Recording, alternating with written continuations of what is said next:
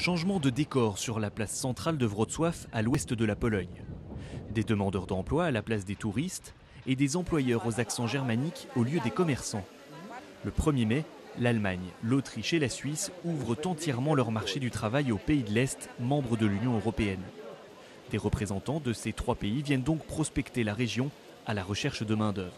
Beaucoup d'Allemands ne sont pas aussi bien qualifiés que les Polonais. Nous cherchons des gens qui ont déjà travaillé en tant que serveurs et qui sont capables de servir un café avec le sourire.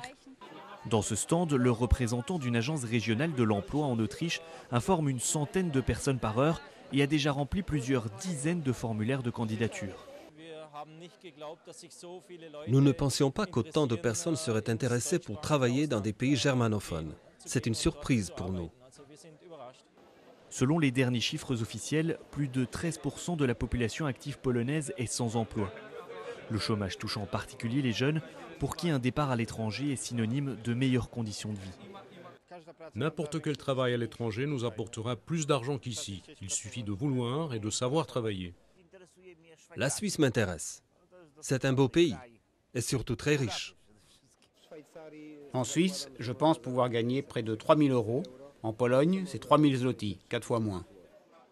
Après l'adhésion de la Pologne à l'Union européenne en 2004, près d'1 million de Polonais ont émigré en Grande-Bretagne et en Irlande à la recherche de travail.